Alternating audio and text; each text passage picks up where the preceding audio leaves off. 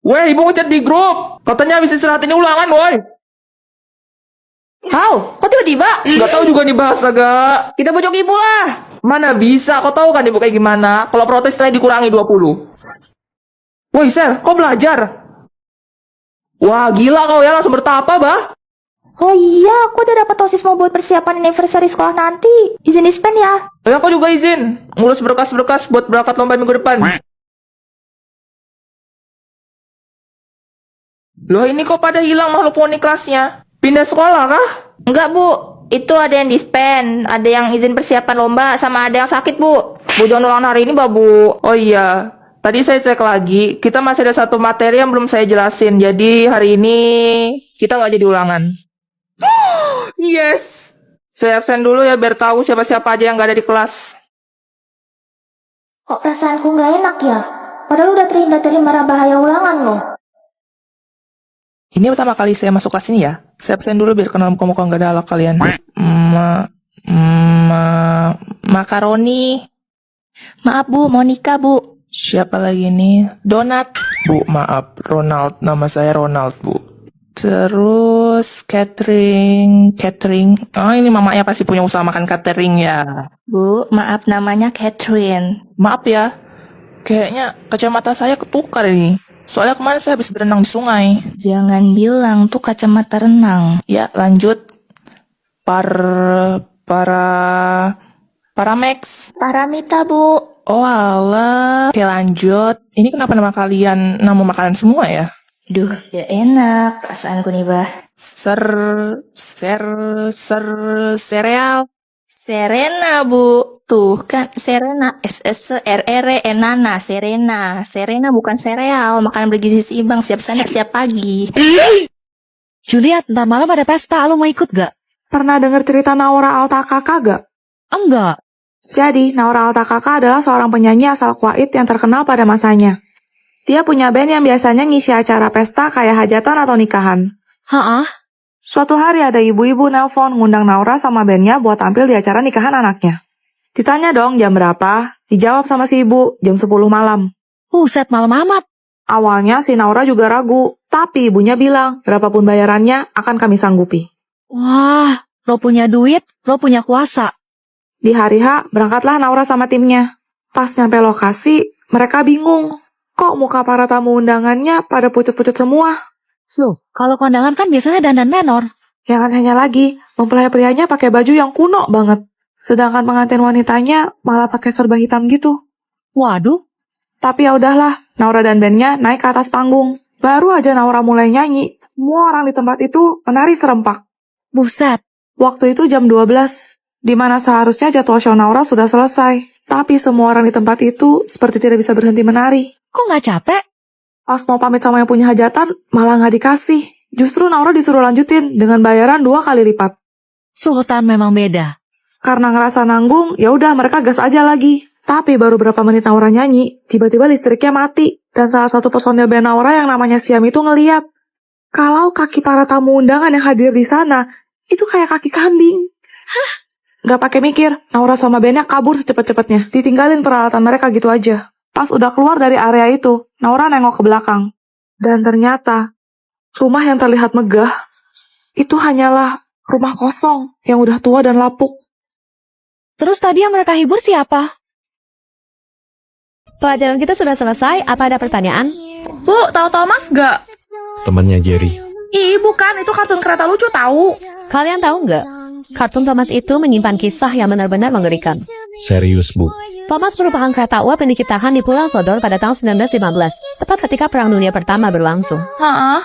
Penggambaran cerita Thomas menunjukkan sisi gelap perbudakan yang terjadi di masa itu. Masa sih? Dalam episode yang berjudul Cerita Sedih Henry, saat ia sudah tidak bisa bekerja lagi dan dirasa tidak berguna, Sang Totem, sang pemimpin stasiun, dengan keji mengubur Henry hidup-hidup. Ia menutup jalan keluar rel menggunakan batu bata. Jahat banget. Yang lebih menyeramkan lagi, ada teori yang mengatakan bahwa sebenarnya Sang Totem adalah ilmuwan dari militer Inggris Raya yang menjadi gila pasca Perang Dunia. Maksudnya? Sang Totem diam-diam melakukan penelitian uji coba rahasia di laboratorium bawah tanah. Dia memodifikasi kereta uap, lalu menggabungkannya dengan anggota tubuh manusia yang masih hidup. Itulah alasannya mengapa Thomas memiliki wajah manusia yang berwarna abu-abu pucat. Jangan-jangan itu karena jasadnya yang terinfeksi setelah dipotong-potong dan mulai membusuk.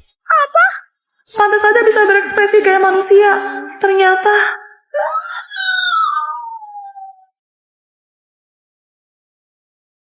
Halo, aku mau cerai. Tolong alihkan aset, properti, perusahaan, harta gono gini sama hak asuh anak atas nama aku ya. Juliet. Lama gak ketemu, gak ada kabarnya. Tiba-tiba udah nikah terus mau cerai aja. Aduh, kok bisa dia sih? Mana aku lagi berantakan gini? Suami kamu selingkuh sama sekretarisnya. Kamu punya bukti nggak? Harusnya ada sih. Jadinya ada apa enggak? Terus ini dokumen kamu banyak yang kurang. Kalau lengkapin. Besok aku kesini lagi. Ini mah gara-gara bantuin lo urusin cerai nih.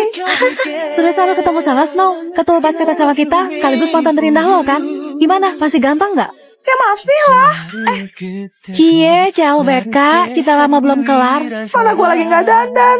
Kenapa coba pakai daster gini? Rambut juga ut-utan. Kayak tante girang lo. Jir, apaan sih? Enggak. Lihat aja besok. Gue bakal buktiin. Juliet, kamu cantik banget. Ayo kita balikan. Woi, kesambet kok dibogel nih anak. Gue pasti bisa bikin yang terpesona dan bertukuk lutut di hadapan gue. Nih, semua berkasnya ada di sini. Katanya kamu pengacara hebat kan? Aku harap kamu bisa mengatur semuanya sesuai dengan keinginanku.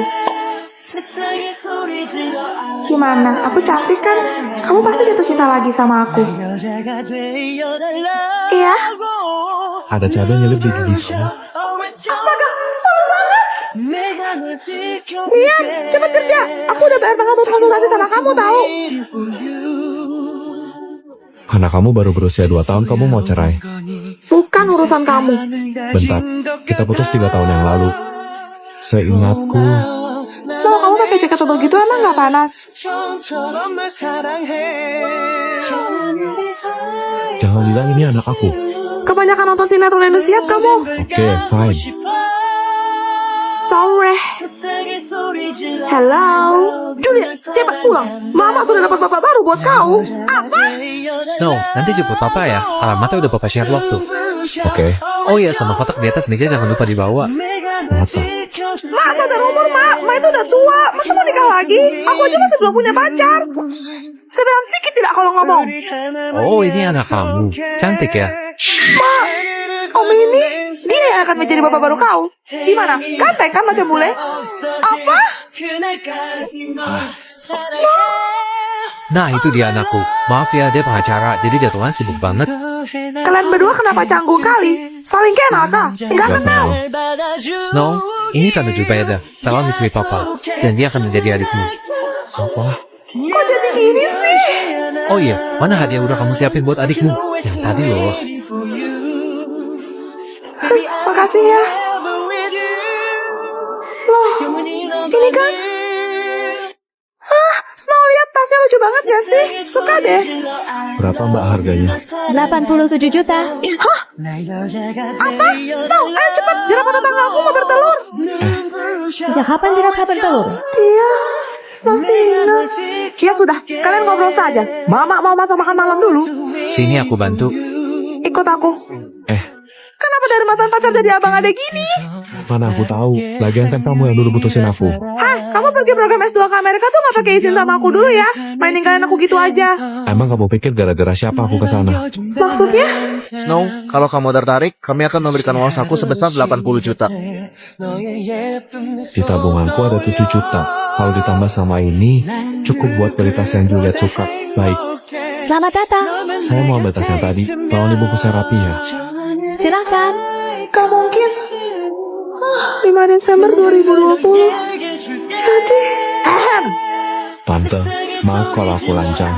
Tapi aku mohon agar Tante tidak menikah dengan papa aku. Pak, sebenarnya soal itu mantan aku. Aku gak mau jomblo bertahun-tahun. Soalnya aku masih sayang sama dia, Mak. Juliet, Mama tahu kok. Hah? Kalian ini sama-sama keras kepala dan so jual mahal. Sampai kita sebagai orang tua harus acting, supaya anaknya bisa jujur sama perasaan masing-masing. jadi ini semua Mau pakai adat apa? aku tak pernah menyangka. Akhirnya anakku menikah. Seperti biasa, tiap malam Jumat gue bakal ngundang tamu ke studio buat ceritain pengalaman horor mereka. Loh, mati lampu ya? Surprise. Happy birthday! Wah, makasih ya, jadi terharu. Karena hari ini spesial, kalau biasanya Tifa yang bawain podcast, Hari ini Cece yang cerita, silahkan. Wah, beneran surprise ya jadinya. Baiklah kalau begitu. Kejadian ini adalah kisah nyata yang aku alami sendiri waktu aku berulang tahun yang keempat. Ih, masih imut kemasan sachet. ini genre horor yang serius dong. Syanda, bersyanda.